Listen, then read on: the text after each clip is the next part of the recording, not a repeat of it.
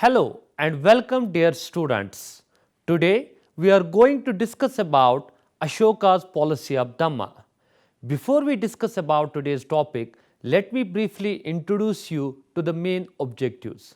To know about the historical factors responsible for the emergence of the policy of Dhamma, to know about the humanitarian character of Ashoka, to know about the role of Dhamma Mahamatas in the propagation of this policy, to know about the impact of Dhamma on the socio-political landscape of ancient India.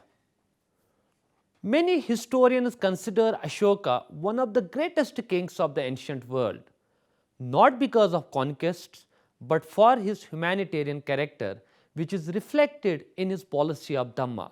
However, his policy of Dhamma has been a topic of lively discussion among scholars as it attracts their attention mainly because it emerged a good instrument not only to solve many of the problems of his times, but more importantly in consolidating his empire. The word Dhamma is the Prakrit form of the Sanskrit word Dharma. The word has been variously translated as piety, moral life, righteousness, and so on. One of the best ways to understand the policy of Dhamma as it originated and developed is through a proper study of the edicts of Ashoka which were written for the propagation of the same policy. Throughout his empire, Ashoka laid inscriptions of many types. These edicts explained the idea of Dhamma to the people of his empire. To make the principles of Dhamma accessible and understandable to all, he put up edicts or inscriptions at important points throughout the empire and also sent messengers to different places of the world for the propagation of Dhamma. It is important to mention here that Dhamma was not a specific religious faith or practice, and it should not be translated and treated as religion. It was also not a hastily devised royal religious policy, but Dhamma in real sense referred to norms of social behavior and activity in broad sense, and Ashoka attempted a careful synthesis of various norms prevalent at the time in his policy of Dhamma. To understand why and how Ashoka formulated Dhamma, one must first understand the characteristics of his time which created a situation for the formulation of this policy. So first we will be talking about the historical background as it was emerging or as it was there during the Mauryan period prior to the policy of Dhamma. In order to comprehend the various aspects of Dhamma policy and the reasons for its formulation, we must first understand the historical context against which Ashoka was able to articulate it. So, we will first look into the socio-economic background. The Mauryan period witnessed a change in the economic structure of society. This mainly happened because of the extensive use of iron, which in turn resulted in the surplus agrarian production. The surplus production in turn led to the rise of urban centers. Scholars believe that the use of northern black polished ware indicate the material prosperity of the period. During the same period, one come across a large number of crafts.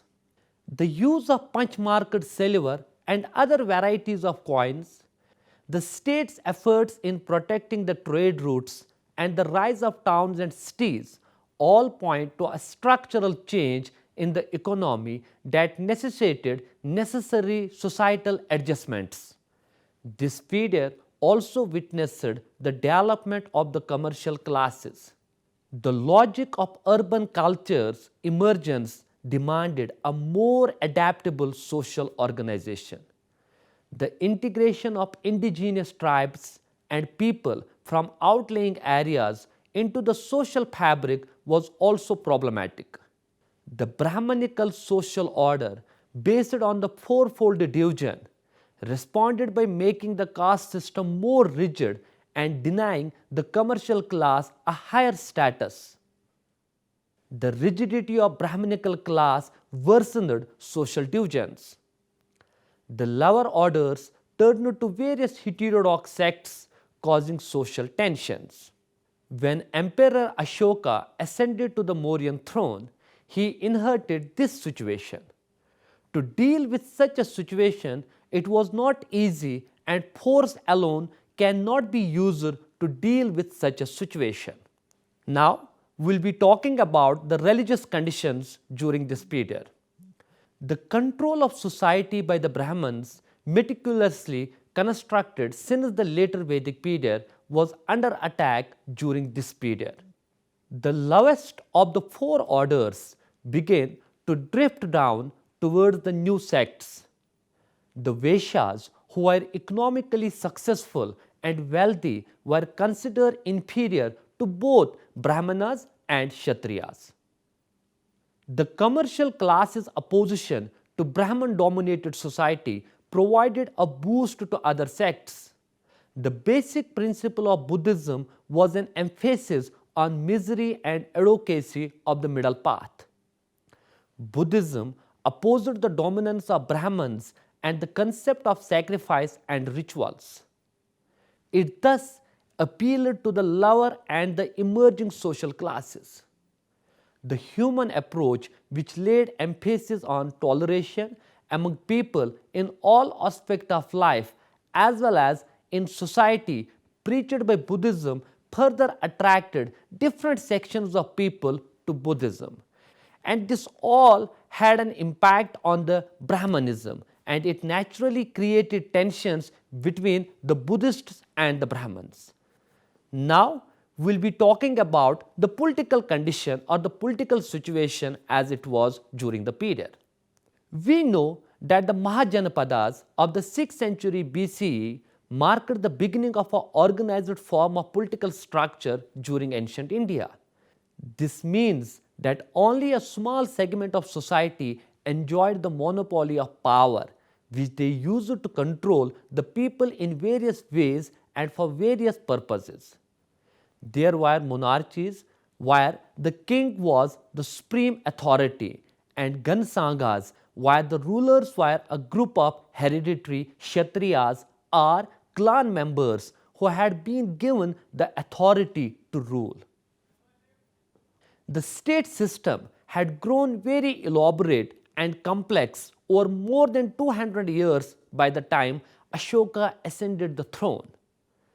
It was distinguished by the political dominance of Magadha over other regions that included many previous kingdoms, Ganasangas, and regions where no organized states previously existed. The Mauryan Empire was made up of various geographical regions with different cultural areas, beliefs, faiths, and practices. The monopoly of force by a ruling class, of which the emperor was the supreme head, was to control these different levels of polities. Appropriation of a large amount of surplus from agriculture, commerce, and other sources by state was further creating tension at various units of administration. Existence of various administrative apparatus, the complexity of political system demanded a new policy for the emperor that would entail the use of minimal force in such a vast empire with diverse economic, cultural, and religious systems. It could not have been controlled solely by use of army. It needs an imaginative policy more feasible that would work on ideological level and reach out to all sections of society. Ashoka thought that the Dhamma policy can be a way to deal with such a situation without even making use of force. In order to have a better understanding of the policy of Dhamma, as we all know, the main source are the Ashokan inscriptions. So first we'll be talking about the distribution of these inscriptions. Ashoka propagated his Dhamma policy through the medium of his inscriptions. Ashoka engraved his views of Dhamma on these inscriptions, which were proposed to be read by people from all over the world. Ashoka was thus trying to establish a direct communication with his subjects in this manner. These inscriptions were written at different periods of his reign. Ashoka's inscriptions are of two types. The small group of these inscriptions designates that the king was a Buddhist, and as such, through these inscriptions, he addressed to the Buddhist church or the Sangha. Thus, in these edicts, Ashoka announces his relationship with the Buddhist order. The other category of inscriptions is known as the major and minor rock edicts, which were engraved on rock surfaces. It also included the pillar edicts inscribed on specially erected pillars. The places for the Ashokan inscriptions were carefully selected to ensure that a large number of people could read them. As previously stated, these inscriptions can be described as proclamations of the king to the general public. These proclamations explain the novel idea of Dhamma. We must distinguish between Ashoka's commitment as a Buddhist and Ashoka's Dhamma policy, which emphasized social responsibility. Historians incline in the past to study Dhamma policy and Ashoka as a Buddhist in the same context without making any distinction. A careful examination of the inscriptions suggests that Emperor Ashoka declared his association with Buddhism while also attempting to teach the prominence of social responsibility and tolerance among various members of society through the Dhamma policy. Now we will try to understand what Ashoka means by the policy of Dhamma.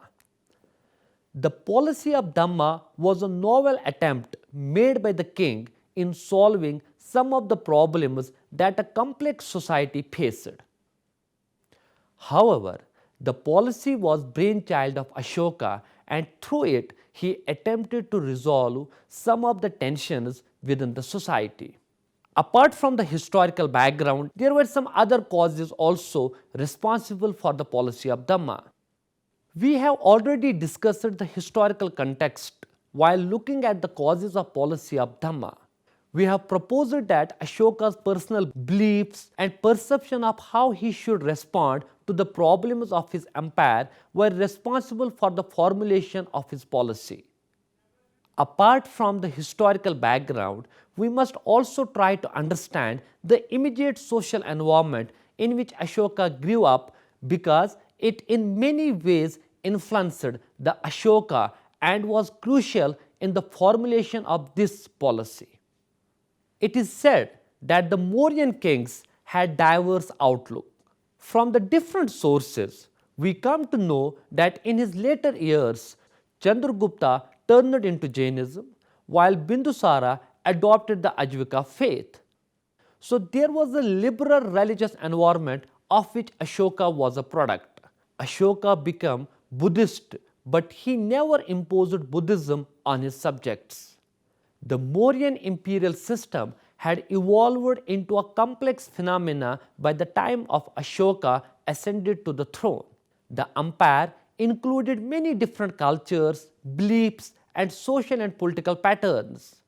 Ashoka was forced to either maintain the structure by use of army, which would have been extremely costly, or formulate a set of social norms that would be acceptable to all, spanning all social practices and religious beliefs. Ashoka discovered the solutions to all these problems in his policy of Dhamma. Ashoka was aware of the social problems and tensions caused by the rise of heterodox sects such as Jainism, Buddhism, and Ajvikism. They were all opposed to the dominance of the Brahminical order in some way or the other, which fetched them supporters in large number. However, the Brahmanas, despite of this, still retained a strong hold on society, and as a result, some hostility between the two groups was unavoidable. In an atmosphere like this, it was critical to creating a climate of harmony and mutual trust. Besides these two dominant ideologies, there were many areas of the empire where other traditions were practiced. For example, Ashoka himself refers to the country of Yavanas, where neither Brahmanical nor ceremonial culture was popular. Furthermore, there were many tribal areas in the empire where people were unfamiliar with Brahmanical and Buddhist or Jain traditions.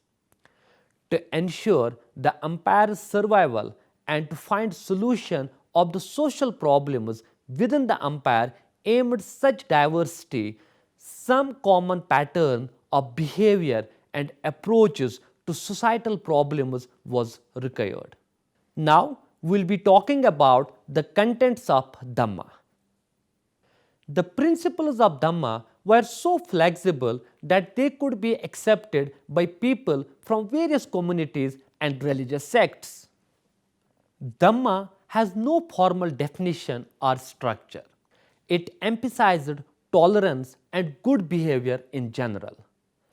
Dhamma emphasized dual tolerance, that is, toleration of people among themselves and toleration of their various beliefs and ideas.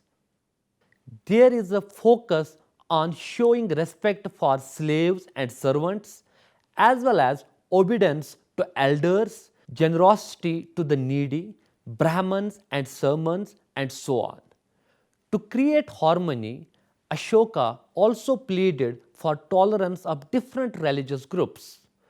The policy of Dhamma also laid stress on ahimsa. Non-violence was to be practiced by giving up war and conquests, and also to restrain on the killing of animals and birds. However, Ashoka realized that a certain display of his political might may be necessary to keep the primitive forest tribes in check. The policy of Dhamma also included welfare measures such as planting of fruit and shady trees, digging of wells, construction of rest houses, and so on. Even Ashoka saw sacrifice of animals and ceremonies performed regularly as meaningless. The Testament Against War, Rock Edict 13, is crucial in understanding the policy of Dhamma. It graphically depicts the disaster of war and explains why Ashoka went against it. It is a unique event in the history of the entire ancient world because no other contemporary monarch has ever renounced war.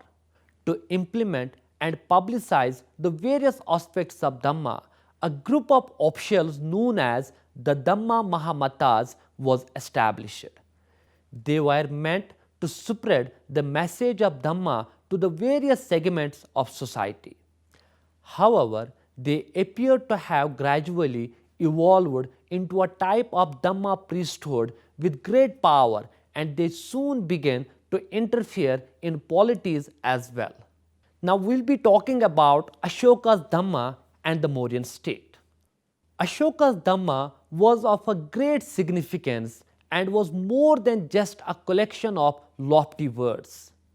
He made a successful effort to make it a matter of state policy, declaring that all men are my children, and whatever exertion I make, I strive only to discharge the debt that I owe to all living creatures.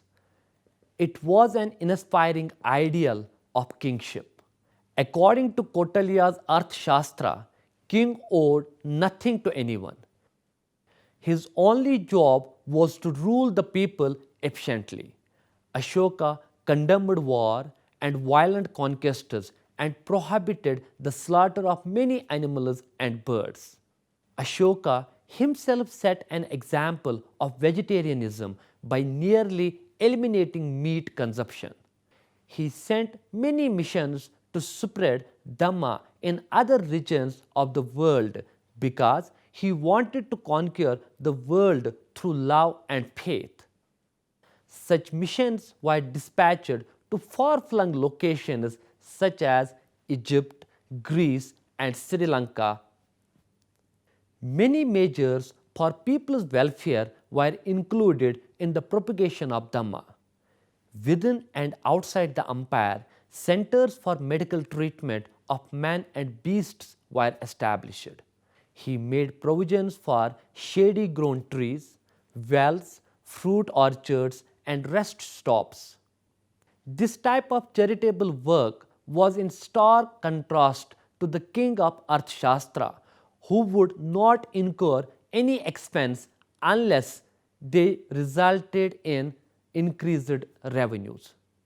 Ashoka also forbade unnecessary sacrifices and certain types of gatherings that resulted in waste, indiscipline, and superstition.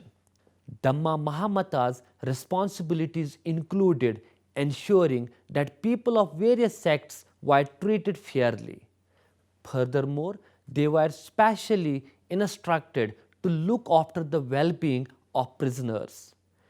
Many convicts who had been kept in shackles after their sentences had expired were said to be released. Those sentenced to death were to be granted at 3-day amnesty. Dhamma Yatras was also initiated by Ashoka. He and his high officials were to tour the country to spread Dhamma and make direct contact with his subjects. Because of such attitudes and policies, modern writers such as Karen dubbed him a monk in king's grab. Now we'll be talking about Dhamma and its different interpretations. The policy of Ashoka has attracted the attention of various scholars who took a wide debate over it. Some scholars believe Ashoka was a partisan Buddhist who equated Dhamma with Buddhism.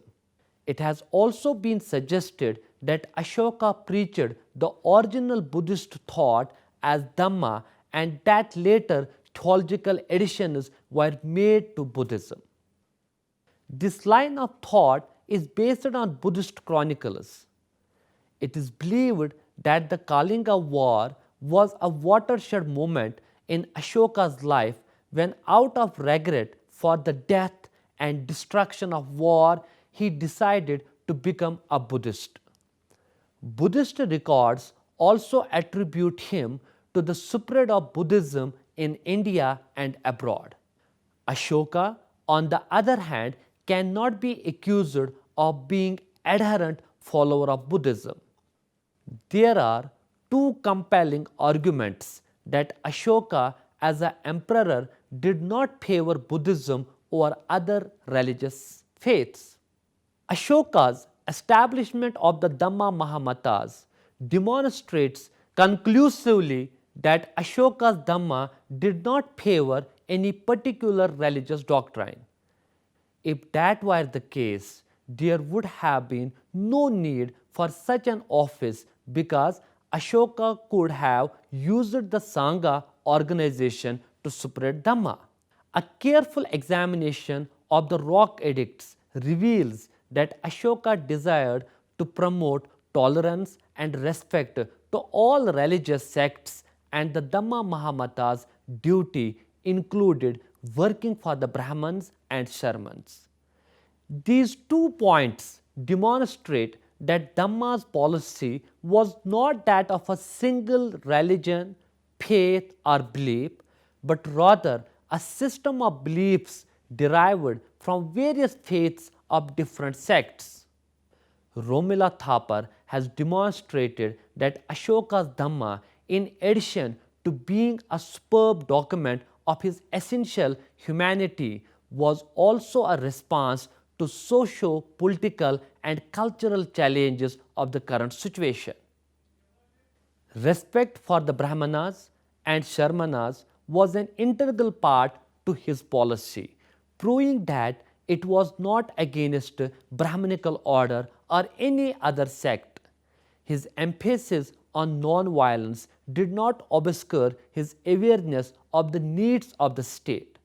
Thus, in his address to the forest tribes, he warns them that as much as he despises using coercion, he may be forced to use force if they continue to cause trouble.